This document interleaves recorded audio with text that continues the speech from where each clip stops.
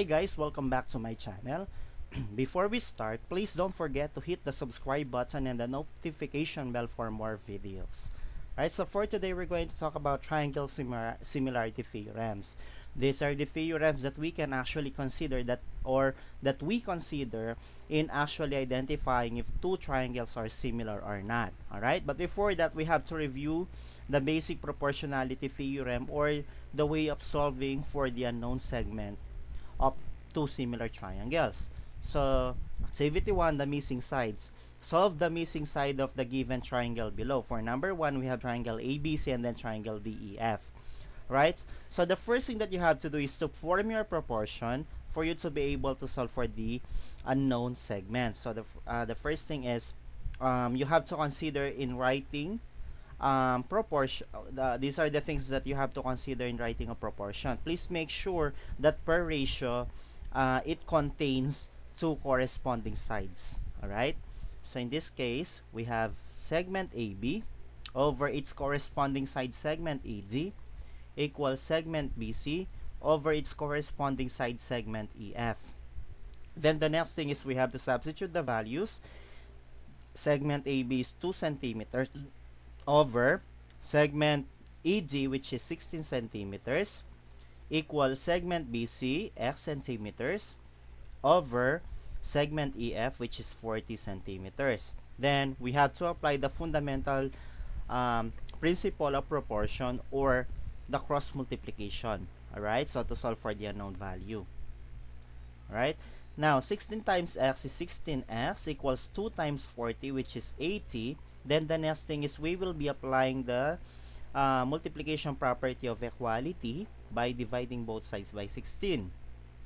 So 16x divided by 16 is just simply x, and 80 divided by 16 is 5 centimeters. So 5 centimeters is also the measurement of segment BC. Alright?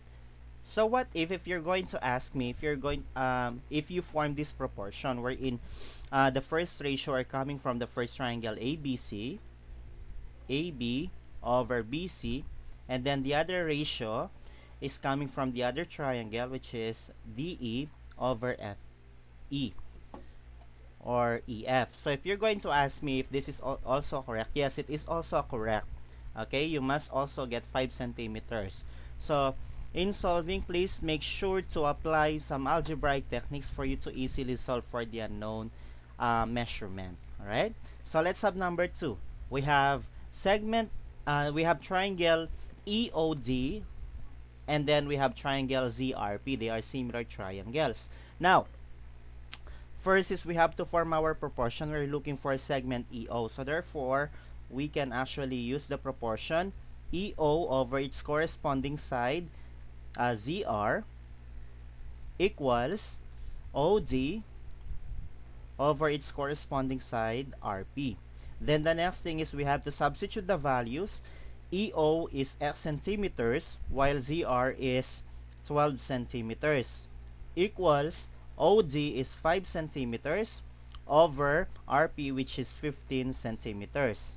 Right? Then the next thing, it's the same thing. We have to cross multiply or apply the fundamental principle of proportion. So x times 15 is 15x. Then 5 times 12 is 60.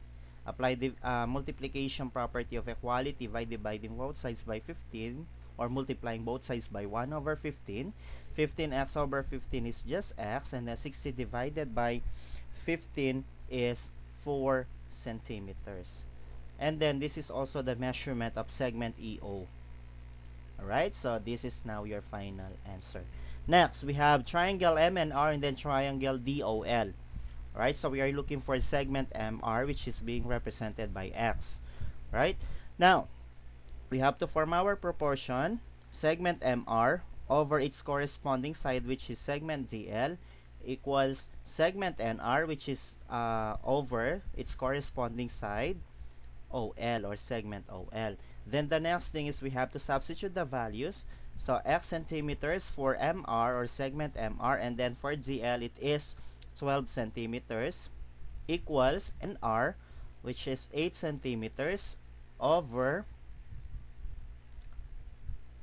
OL, which is 6 centimeters. Same thing, we have to cross multiply. X times 6 is 6x equals 8 times 12 is 96. Then divide both sides by 6. 6x divided by 6 is just simply x. 96 divided by 6 is 16. This is 16 centimeters. This is also the measurement of segment MR. So this is now your final answer. That's it. We are able to review the way of solving for the unknown segment of two similar triangles. Please don't forget the steps so that you're not going to get wrong answer. So first thing is the proportion must be correct. Then everything will follow. Alright? Now, let's proceed to corollary 63.1 or the AA similarity theorem. So this is the first theorem that we're going to talk about. So the definition or the conditional statement says that if two angles of a triangle are congruent to two angles of the second triangle, respectively, then the two triangles are similar. So just like what you are seeing, it says that for us to say that two triangles are similar under AA similarity theorem, there must be a minimum requirement of two pairs of congruent corresponding angles. Just remember that. That's already the minimum. We cannot have one. We have to produce at least two. Much better if we have three pairs. Okay? Now, so as you can see in the illustration, if angle U is congruent to angle H, which is the corresponding angle, and angle V is congruent to angle Y, therefore, that's the time that we can say that triangle LUV is similar to triangle WHY because of AA similarity theorem. Alright? So, there must be at least two pairs of congruent corresponding angles for us to say that two triangles are similar under AA similarity theorem. Next, example 1, AA similarity theorem. Just remember, we must have two pairs of congruent corresponding angles. Alright?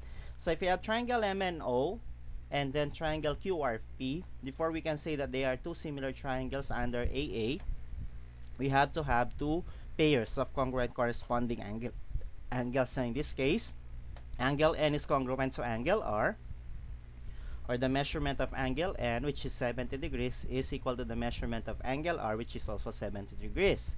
Next, angle O is 50 degrees, which is equal to the measurement of angle P, which is 50 degrees. Therefore, we can say that they are congruent. Therefore, we can now say that triangle MNO is similar to triangle QRP because of AA similarity theorem, or the corollary 63.1. We're able to prove now that that specific theorem is correct.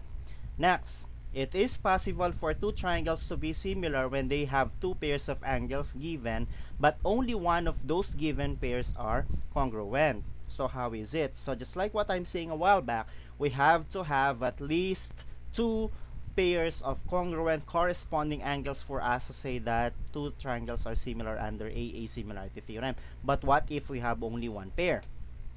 So let's say we have triangle TUS is similar to triangle XYZ. If angle U is 87 degrees and angle T is 34 degrees, and then in the other triangle, angle X is 34 degrees and angle Z is 59 degrees. So as you can see, we only have one pair of congruent corresponding angles. So because the measurement of angle T is equal to the measurement of angle X. Now we have to produce another one pair of congruent corresponding angles for us to say that these two triangles are similar under AA similarity theorem. Right?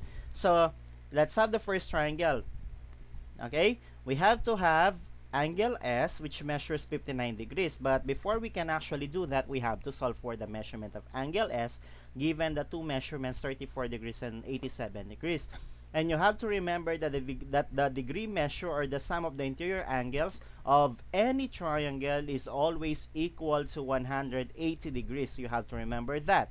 That's why for us to get the measurement of angle S here, you have to subtract the two measurements, 34 degrees plus 87 degrees from 180, just like what you are seeing on the screen.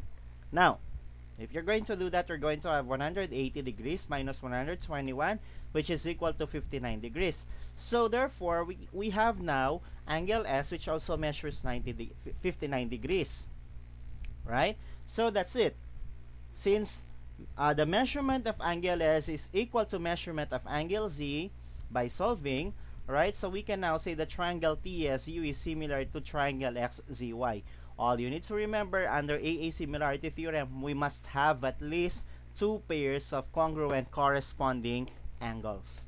Alright, next, let's have Theorem 65, or the SAS similarity theorem. This is the definition or the conditional statement. If two pairs of corresponding sides of two triangles are proportional and the included angles are congruent, then the two triangles are similar. Alright, so what is this all about? SAS side angle side, the angle must be an included angle or between the two sides. Alright, and we must have at least two sides that are, two pairs of sides that are corresponding sides that are proportional, and the included angles which are equal or congruent. Now, so as you can see, if QR over TU is equal to PR over SU, and angle R is equal to the measurement of angle U, therefore that's the time that we can say the triangle PQR is similar to triangle STU because of SAS similarity theorem, or side angle side similarity theorem. Right? Again, the angle must be in between the two sides for us to say that it is SAS. Alright? Next, SAS, example 2. Remember, two pairs of proportional sides and congruent angles between them. If we have triangle GHI and then triangle LKJ, right?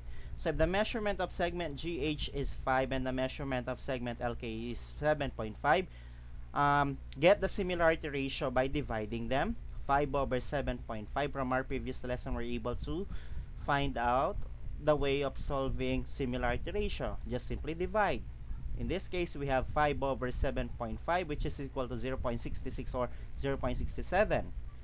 Right? So we have angle H, 70 degrees, equals angle K, which is 70 degrees.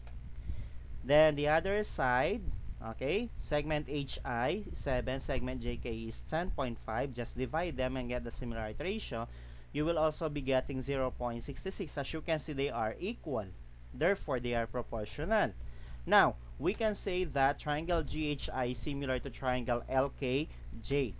Next, the SAS similarity theorem does not work unless the congruent angles fall between the proportional sides. For example, if we have the situation that is shown in the diagram below, we cannot state that the triangles are similar. We do not have the information that we need. No? Now, because, okay, so as you can see, if we have GH, LK, HI, and JK, the only problem is that the angles are not included angles of the two similar triangles. Therefore, we cannot use SAS similarity theorem as reason, okay, for these two triangles to become similar. Right? So angles I and J do not fall in between sides GH and HI and sides LK and KJ respectively. That's why. Okay, so all you need to remember, the angles must be included angles or between the two sides. Okay?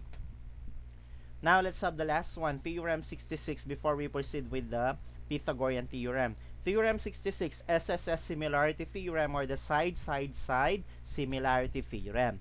So, if all three pairs of corresponding sides of two triangles are proportional, then the two triangles are similar. So, just like what you are seeing, if PQ over ST is equal to QR over TU is equal to PR over SU, so they are proportional, so we can say that triangle PQR is similar to triangle STU because of SSS similarity theorem.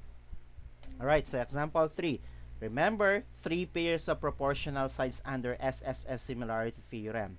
Alright, so if we have triangle ABC and then triangle EFD, right? So if AB is 5 and FD is 4, solve the similarity ratio, which is 1.25. If BC is 12 and the corresponding side is 9.6, divide, you will also be getting 1.25. If AC is 13 and ED is 10.4, divide to get the similarity ratio, you will also be getting 1.25. So as you can see, the similarity ratio is true to all the corresponding, or three pairs of the corresponding sides. Therefore, we can say now that triangle ABC is similar to triangle DFE because of SSS similarity theorem or the side-side-side similarity theorem. Okay, that's it. Remember, for AA similarity theorems, we must have two pairs of congruent angles. For SAS similarity theorems, two pairs of proportional sides and congruent angles between them. Then for SSS similarity theorem, three pairs of proportional sides. Alright? If you have some questions regarding these three theorems, please do not hesitate to comment down or don't hesitate to contact me for my students. Alright? Now, Theorem 76, the Pythagorean theorem. I know that you are really or very familiar with this theorem. So, this was popularized by Pythagoras. Okay?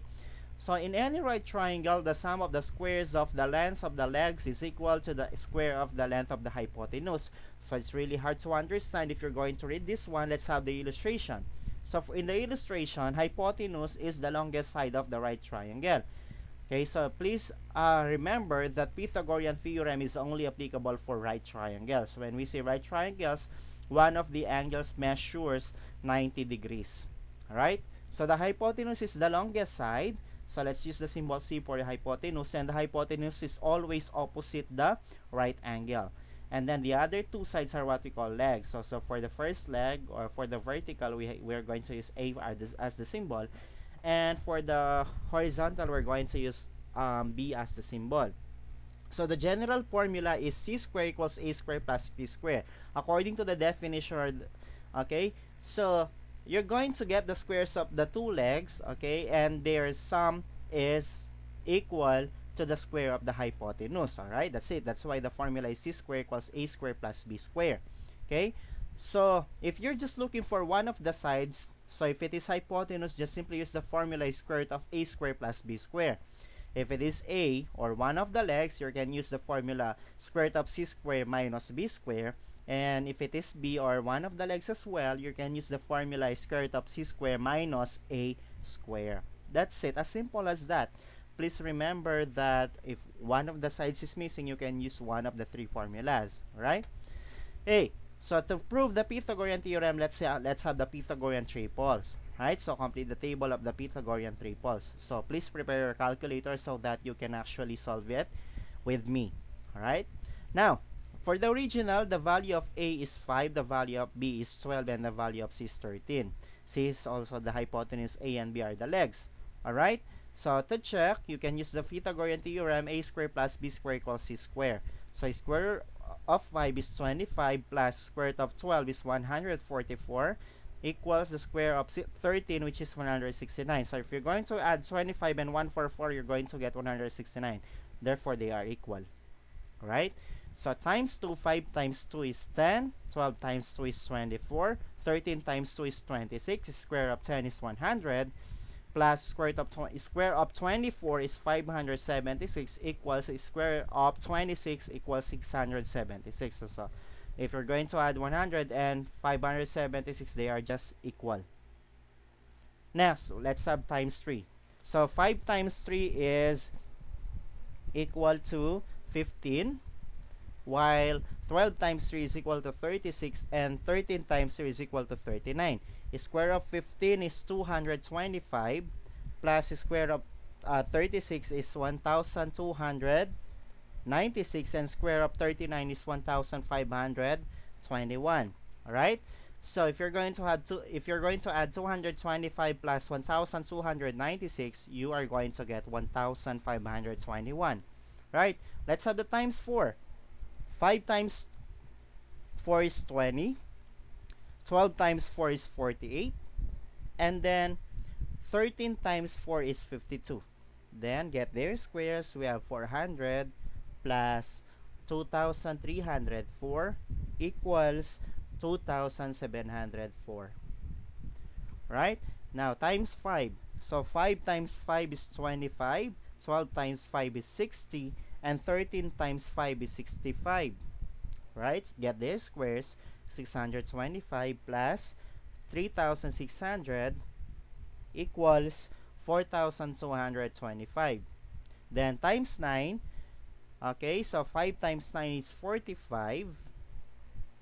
right? So 12 times 9 is 108, and then 13 times 9 is 117. Get their squares. We're going to have 2025 plus 11,664 equals 13,689. Right? So if you're going to add 2025 and 11,664, you're going to get 13,689. So we're able to prove that Pythagorean theorem is correct with the Pythagorean triples. Alright? Now, let's have the following problems. Keith and Kevin, for number 5, Keith and Kevin started bicycling from the corner of Manga and Bayaba streets. At a particular time, Keith had covered 12 meters and Kevin 5 meters. How far apart were they at that time? Alright? So, if they started at the same corner, Keith is heading to the Manga street, and he already traveled 12 meters, while Kevin is heading Bayaba Street,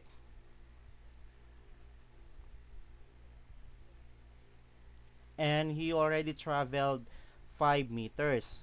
Okay? The question is, how far apart were they at that time? Alright, so this is the one that's missing. Okay? Their distance between between each other after traveling a specific distance. Right? So as you can see, the missing one is the hypotenuse because it's opposite the right angle.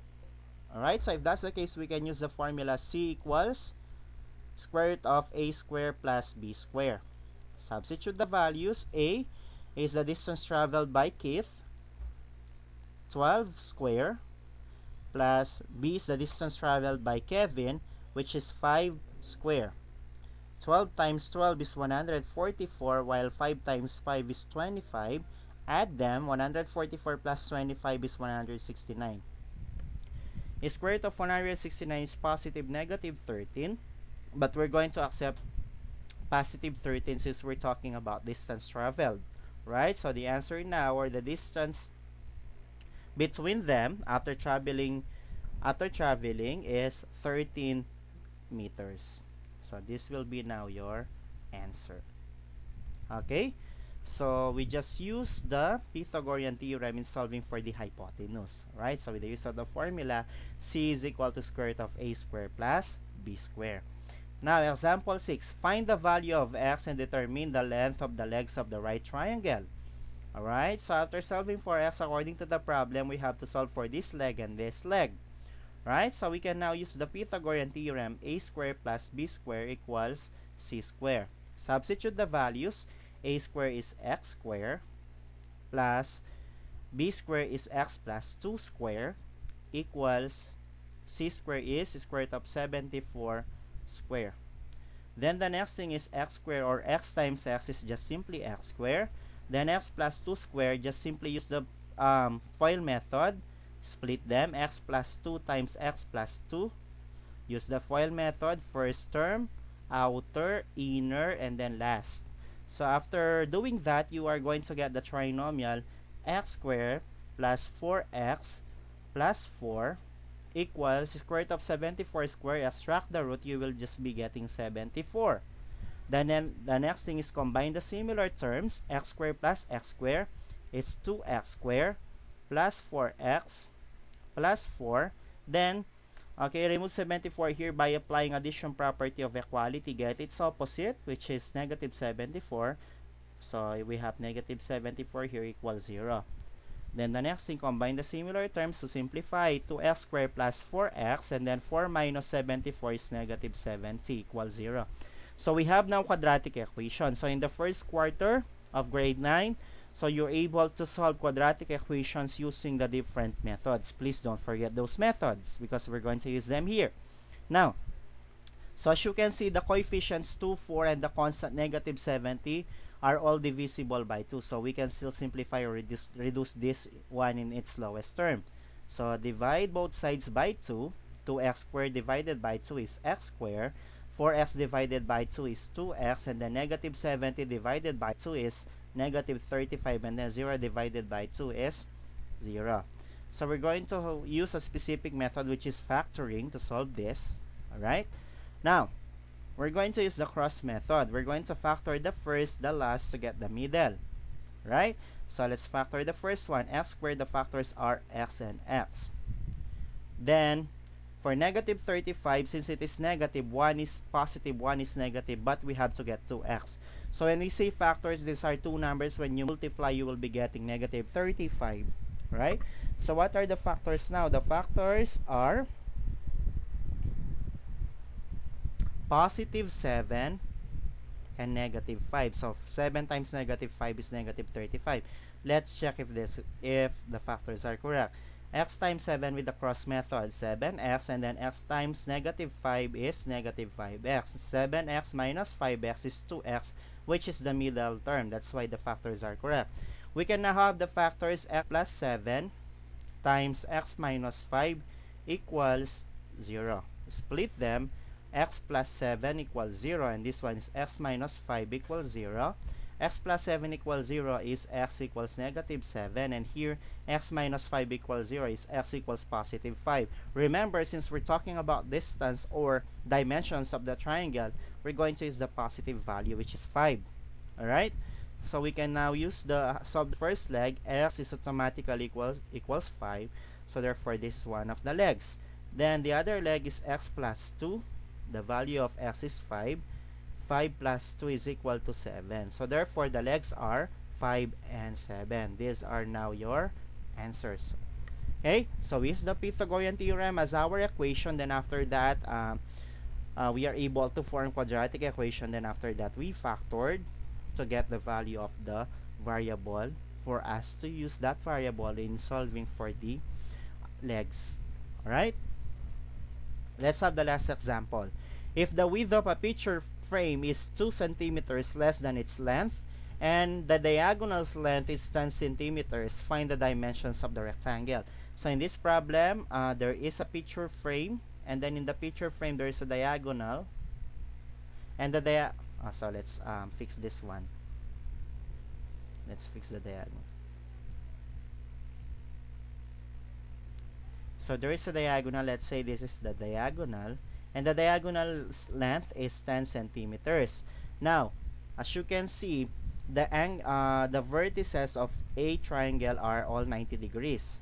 Alright, so therefore we're able to form right angle. According to the problem, the width of a picture frame is 2 less than the length. So therefore, if this is the width, okay, its measure is L minus 2. And then this is your length. We can now let L be the length. We are now writing the representation, and L minus 2 be the width.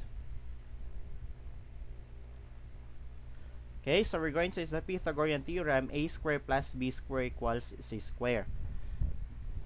Okay, next, substitute the values. The length, okay, or the width is L minus 2 square, and the length is L square equals c square, which is the diagonal. So this will become 10 square. Then L minus 2 square, you can use the FOIL method. L minus 2 times L minus 2. First term, outer, inner, last. So if you're going to use that, you're going to have L square minus 4L plus 4 plus L square is simply L square, and then 10 times 10 is 100. Then combine the similar terms. L square plus L square is 2L square minus 4L plus 4, then remove 100 here. Its opposite is negative 100 equals 0. Then 2L square minus 4L, combine 4 minus 100, which is negative 96 equals 0. As you can see, negative 4 and negative 96 are divisible by 2. So we can reduce this by dividing both sides by 2. So it will now become L square minus 2L minus 48 equals 0. Alright, so we're going to have now the cross method in identifying the factors.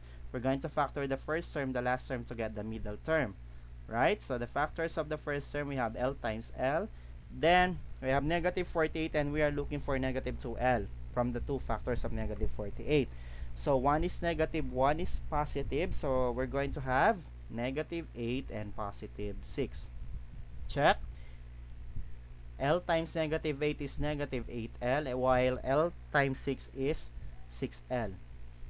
Then negative 8L plus 6L is just simply negative 2L, which is the middle term. Alright, so it means that our factors are correct. We can have the factors now. L minus 8 times L plus 6 equals 0. Split them. L minus 8 equals 0 is L equals positive 8. L plus 6 equals 0 is L equals negative 6. Okay, so we're going to accept the value of L, which is the positive one, since we're talking about the dimension of the rectangle. Alright, next thing is we can now write our answer. For the length, it is automatically 8 centimeters, while for the width, which is equal to L minus 2, and the value of L is 8, substitute 8 minus 2 equals 6 centimeters. So we can now have the two values. For the length, we have 8 centimeters, and then for the width, 6 centimeters. These are now the dimensions of the picture frame. Right? As simple as that.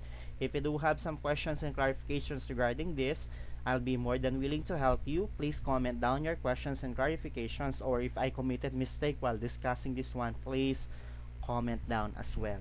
For my students, of course, you can actually contact me directly. Now, for my students, you please do this activity, and then we will be checking it next week. Alright, so I thank you so much for your time in spending, okay, and in learning math. Okay, so thank you so much. Please don't forget to hit the subscribe button and the notification bell for more videos. Again, this is Teacher Dong, and have a nice day to everyone.